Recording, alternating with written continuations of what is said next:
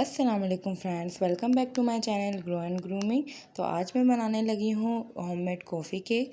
ये बनाना बहुत ही आसान है। तो आपका कोई भी इवेंट हो, ओकेजन हो या बर्थडेज हो, तो आपने ये लाजमी घर पे बनाना है। और ये बेकरी से भी ज़्यादा अच्छा बन के घर पे रेडी होता है। तो इंग्रेडिएंट्स देख लेते हैं। 3 चम्मच मैंने दूध लिया है और इसके साथ 1 टेबल स्पून भर के कॉफ़ी लूँगी। 3 अदद अंडे लिए हैं और 1 कप भर के जो है चीनी का ये पाउडर है, यानी शुगर पाउडर। ग्राम्स में देखें तो ये 160 ग्राम है और अंडे भी 160 ग्राम है। 1 टेबल स्पून बेकिंग पाउडर और 160 ग्राम ही ऑयल है और 160 ग्राम ही मैदा है। ऑयल को जो है हमने किचन स्केल पे नापा है, तो हम ml में नहीं लेंगे, ग्राम्स में लेंगे। तो तमाम चीज़ें जो हैं वो सेम क्वांटिटी की हैं। और बेकरी केक जो होता है, इसमें कॉफ़ी केक में इसमें सेम ही क्वांटिटी की ली जाती हैं।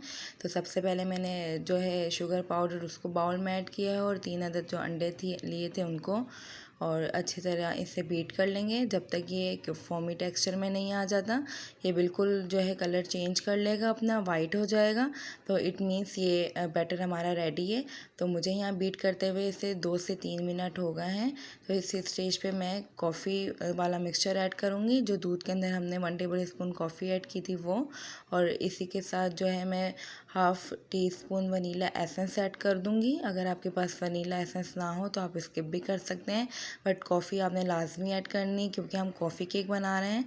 तो और इसके बाद अब हम ऑयल ऐड कर देंगे और बीटर को हमने मुसलसल चलाते रहना है और इसके अंदर ऑयल ऐड करते रहना है। अब बीटर को बंद कर दिया था, अब इसमें मैं मैदा ऐड कर रही हूँ और इतना हमने इसको बीटर को चलाना है कि मैदा इसमें मिक्स हो जाए। ओवर बीट हमने नहीं करना, अदरवाइज़ जितना भी हमने ये फोमी टेक्सचर बनाया है अंडों का, तो ये बैठ जाएगा और बिल्कुल भी हमारा केक राइस नहीं होगा।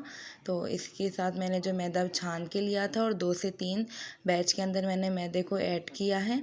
अब मैं इसे मिक्स कर लूँगी तब तक जब तक ये अच्छे से मिक्स ना हो जाए, और जैसे ये मिक्स हो जाएगा वहीं पे मैं स्टॉप हो जाऊँगी। अब जो इसके साइड्स पे हम लगा हुआ है उसको हम स्क्रैप कर लेंगे और इससे पहले हमने बेकिंग पाउडर ऐड कर दिया इसमें।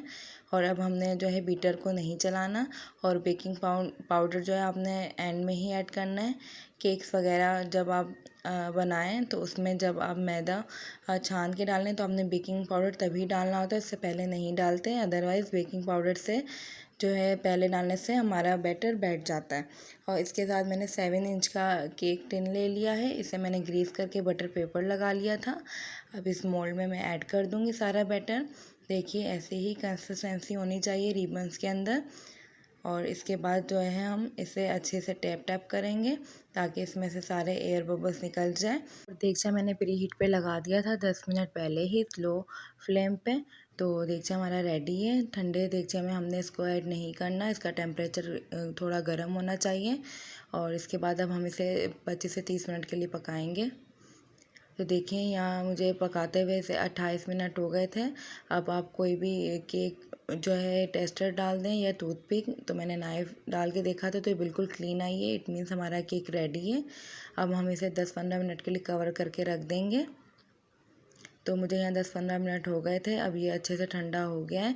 अब मैं इसे डीमोल्ड कर लूँगी इस केक को। और अब हमें कम से कम इस कॉफ़ी केक को 6 से 7 घंटे का रेस्ट लाजमी देना है, अदरवाइज़ ये बिल्कुल फ्रेश है तो ये सारे जो इसके क्रम्स है वो निकल रहे हैं। तो मैं इसे आप क्लिंग फिल्म के साथ भी इसको कवर करके फ्रिज में रख सकते हैं। तो मेरे पास एक एयर टाइट बॉक्स है, मैं इसके अंदर इसको डाल के फ्रिज में रख दूँगी। और इसके बाद हम इस पर जो है फ्रोस्टिंग करेंगे। तो अब मुझे यहाँ पे 7 घंटे हो गए थे केक को रेस्ट दिए हुए। अब मैंने यहाँ पे लिया है आइसिंग शुगर और ये 200 ग्राम से, और इसी के साथ मैंने बटर लिया है, मार्जरीन नहीं ली, बटर लिया है। आप किसी भी ब्रांड का ले सकते हैं, मैंने एडम्स का लिया है तो वो भी 200 ग्राम से। और आपने जो यहाँ पे शुगर लेनी है वो आइसिंग शुगर ही हो, ये इजीली मार्केट में मिल जाती है। आपने घर की जो रेगुलर शुगर है वो पीस के इसमें ऐड नहीं करनी, अदरवाइज़ इसमें क्रंची फ्लेवर आएगा और बिल्कुल भी वो अच्छा नहीं लगता है। तो आपका ऑर्डर वर्क हो या कोई भी इवेंट हो तो आपने लाजमी इसमें आइसिंग शुगर का ही इस्तेमाल करना है, घर की पिसी हुई चीनी आप नहीं इसमें ऐड करेंगे। और आइसिंग शुगर इसलिए हमने सेम क्वांटिटी की ली है कि ये थोड़ी टेस्ट में फीकी होती है और ये सेम क्वांटिटी की ही लेनी होती है। अदरवाइज़ आप घर की चीनी ऐड करेंगे तो वो थोड़ी टेस्ट में मीठी होगी, तो आपका पूरा जो है बटर क्रीम बहुत ज़्यादा मीठी हो जाएगी। इसलिए आप इसमें प्रीफर करूँगी आप आइसिंग शुगर ही लें। और इसके बाद हम साइड से इसको स्क्रैप कर लेंगे और इसे अच्छे से बीट करना है तब तक जब तक इसके जो है पीक्स अच्छे से ना आ जाएं। अभी ये मेल्ट हो रही होगी और हमने इसे फ्रिज में रखना है 10-15 मिनट के लिए, फ्रोस्टिंग इसकी जो है बीट करने के बाद। अदरवाइज़ गर्मियाँ हैं तो ये बहुत ज़्यादा मेल्ट हो जाएगी और बिल्कुल भी अच्छी फ्रोस्टिंग नहीं होगी। अब मैंने यहाँ पे 1 टेबल स्पून दूध लिया था, उसके अंदर जो है 1 टेबल स्पून भर के कॉफ़ी का ऐड कर दिया था और दूध मेरा यहाँ पे ना ठंडा था ना गर्म था, नॉर्मल था। तो अब वो भी मैंने ऐड कर दिया है इसमें। आप किसी भी ब्रांड की कॉफ़ी ले सकते हैं और अच्छे से डाल के इसे बीट कर लिया है। तो इसमें बहुत अच्छे सॉफ्ट पीक्स आ गए हैं। तो अब मज़ीद में से 2 से 3 मिनट बीट करूँगी। टोटल मैंने इसे यहाँ 8 से 9 मिनट बीट किया था। तो हर किसी के बीटर पे भी ये डिपेंड करता है, किसी का 3 से 4 मिनट में भी बीट हो जाता है और किसी का 13 से 14 मिनट भी लग सकते हैं। बट मुझे यहाँ 8 से 9 मिनट लगे थे और बहुत अच्छे से ये बीट हो गए थे अब हमारी बटर क्रीम। और इसके बाद जो है मैंने इसे फ्रिज में रख दिया था। आप फ्रिज में रखिएगा, फ्रीज़र में नहीं, अदरवाइज़ इसमें क्रिस्टल्स आ जाएंगे और जब ये मेल्ट होगी तो ये बिल्कुल क्रीम जो है बिल्कुल सेट नहीं हो पाएगी। तो अब आपने जो इसे फ्रिज में रखना है 10 से 15 मिनट के लिए, ताकि ये अच्छी तरह सेट हो जाए और आपका जो केक है वो भी ठंडा होना चाहिए।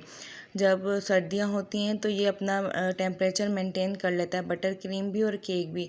बट जब गर्मियाँ हों तो आपने इसे लाजमी ठंडा करके ही फ्रोस्टिंग करनी है। तो अब हमारा जो है फ्रोस्टिंग रेडी थी। अब हमने केक के जो है 2 पार्ट्स कर लेने हैं इसे। तो सबसे पहले मैं इस पर कट्स लगा लूँगी और कट्स लगाने के बाद अगर आपके पास कटर नहीं है, जो केक कटर्स होते हैं, ब्रेड जो नाइफ्स होती हैं, अगर वो आपके पास नहीं है तो सिंपल आपने इस पर सेंटर में कट्स लगाना है। और जो आप 2 या 3 लेयर्स भी इसकी बना सकते हैं, मैं सिर्फ इसकी 2 लेयर्स ही बनाऊंगी। और ये हमने थ्रेड ले लेना है। ये सिंपल जो है हमारा धागा है, इसे हमने जो निशान लगाया था उस पर रखना है और रखने के बाद इसको क्रॉस में लाके सेंटर में से इसे खींच देना है ताकि इसमें अच्छी सी कट लग जाए और ये बहुत ही नीट एंड क्लीन जो इसकी लेयर बन जाएगी। बिल्कुल भी आपको नाइफ़ से मेहनत करने की इसमें ज़रूरत नहीं है और उसमें अप एंड डाउन आता है तो हमारी लेयर्स वो सही से नहीं कट पाती है। तो देखिए कितनी अच्छे से इसकी लेयर्स बन गई हैं। अब जो है इसे हमें शुगर सिरप से सोक करने की भी नीड नहीं है क्योंकि इसमें हमने ऑयल ऐड किया था। तो ये बहुत सॉफ्ट है स्पंज, तो हमें इस पर कोई भी ऐसी नीड नहीं है कि हम इसे इस शुगर सिरप से सोक कर सकें। तो अब मैं डायरेक्ट इस पर जो है फ्रोस्टिंग लगा रही हूँ अपनी बटर की और अच्छे से इस पर हम फ्रोस्टिंग लगा लेंगे और जितने भी क्रम कोट्स होंगे उनको हमने नीट एंड क्लीन कर लेना है। और उसके बाद आप अगर चाहें तो पाइपिंग बैग में भी बटर क्रीम को फिल करके इसके ऊपर फ्रोस्टिंग कर सकते हैं, बट मैं नाइफ़ से ही डायरेक्ट कर रही हूँ। अगर आप बिगनर्स हैं तो लाजमी अपने पाइपिंग बैग का यूज़ करना है। उसके बाद अब हम सेकंड लेयर को जब रखेंगे तो उसको टर्न करके रखेंगे, यानी कि जो ऊपर टॉप वाला हिस्सा होगा वो नीचे डाउन की तरफ हम रखेंगे और उस पर भी हम अपनी अच्छे से बटर क्रीम लगाएंगे। तो सबसे पहले हमने इसे क्रम कोट करना है, यानी इस पर हमने जो क्रीम लगानी है बिल्कुल पतली सी क्रीम लगानी है ताकि अच्छे से सारे क्रम्स हमारे सेट हो जाएं।